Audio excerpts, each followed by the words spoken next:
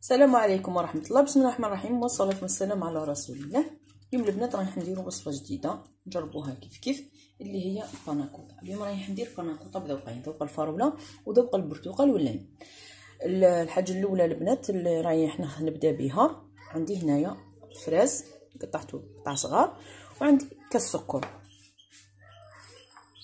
نكمل هذه ونوري لكم باقي المقادير. في الكاسرونه تاعي البنات ندير كاس تاع السكر، عندي كاس سكر هذا تاع 200 مليلتر، وندير عليه القطع تاع الفراز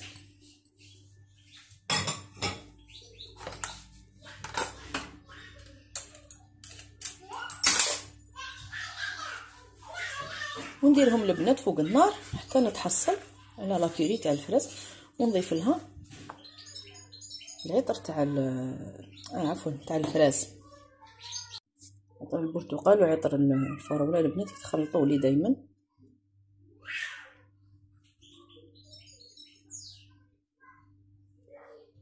ثاني على جال اللون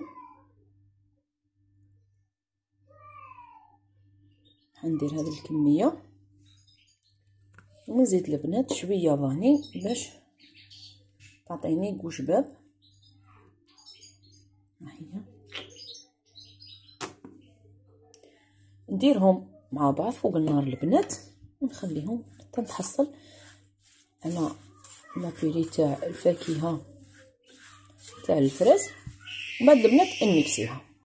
بالنسبه لهذيك الفاكهه تاع الفراز البنات تقدروا تشروها واجده راهي تتباع باتبرو ولا هذيك اللي تجي في البلارات الزجاجيه، نسيت الاسم تاعها، يعني بلا ما تضلوا تخدموا فيها. مي انا حبيت نخدمها في الدار بما انه الفراز راهو كاين. ونحتاج هذا الربع تاع الكاس تاع الماء نزيدو عليه. نجو للمقادير تاع الباناكوطا. عندي هنايا كيله تاع كريم فريش، حنخدم بلونطرينت كما راكم تشوفوا كيله. عندي كيله تاع حليب، عندي هنايا ذوق تاع تاع الليمون، ها هو ذوق البرتقال، وعندي هنايا البنات ذوق تاع بتي سويس رايح نكه به الباناكوطا اللي راح نخدم فيها لي فريش. وعندي هنايا البنات 3 اوراق جيلاتين، اللي عندها بودر دير 30 غرام، دير 3 مغارف كبار، واللي ما عندهاش البنات دير هذو. من الاحسن انه نديروهم بهذو الاوراق. وعندي هنايا البنات ماء مكلاصي راح نخدم به اوراق جيلاتين. تبعوا معايا. اول حاجه البنات نديرو هذه الاوراق تاع الجيلاتين، كلها لازم يكون بارد.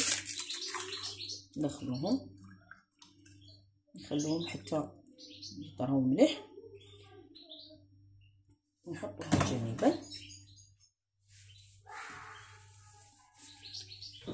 في الكسرونه تاعي رايح ندير الحليب،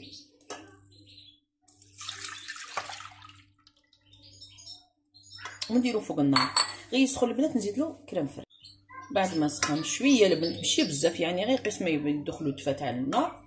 نجي ندير الكريم فريش نتاعي،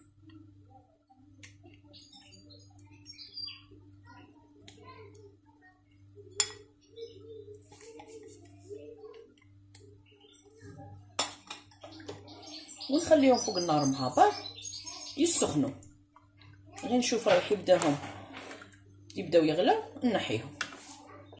هنايا البنات نجي نضيف اوراق تاع الجيلاتين نحصرهم مليح من الماء،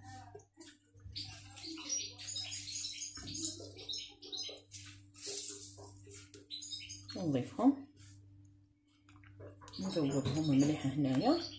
وراح نقسم الخليط على 2.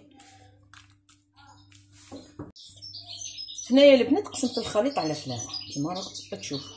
رايح ندير هنايا ذوق بتي سويس اللي رايح نخدمو بلي فريز،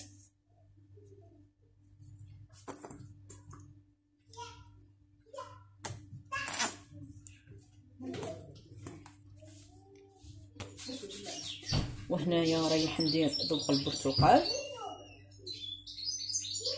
عفوا الليمون،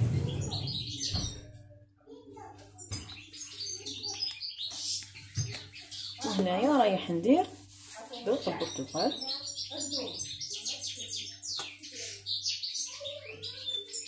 ونخلطهم ونجي نحطهم في الكيسان.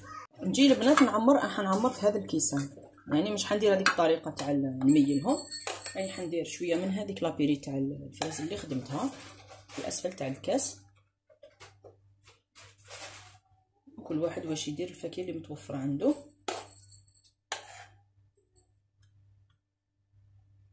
لازم تبرد.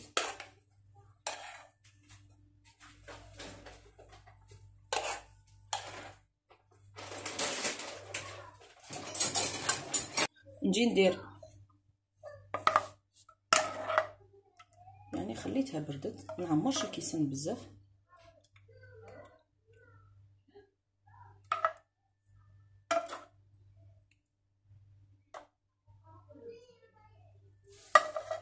راني عمرتهم البنات كما راكم تشوفوا بهذه الطريقه.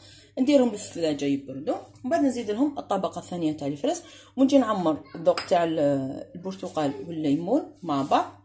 نوريهم لكم. هنايا البنات كي نديروا الذوق تاع الليمون هو الاول لازم ندخلوه للثلاجه يشد روحو مليح يجمد، ومن بعد باش نزيدوا عليه الذوق تاع البرتقال هكا باش ما يدخلوش الالوان في بعضهم البعض. راني وجدت التحليه تاعنا البنات وراهي جمدت مليح، دخلتها للثلاجه. شوفوا القوام تاعها. هنايا البنات الذوق تاع البرتقال راهو مازال ما شدش روحو مليح، مي تقدروا تاكلوها عادي. هنايا هذه بالفراس درت لها هذاك السيروم الفوق.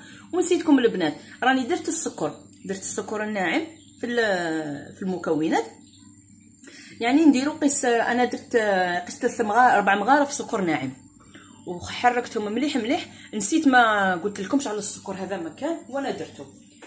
هذه هي التحليه، نتمنى تعجبكم وتجربوها وتخلوا لي ارائكم في التعليقات. واللي مازال ما اشتركش في قناه وصفات طبخ مجربه وناجحه تشترك البنات وتفعل الجرس هكا باش يوصلها كل جديد من القناه.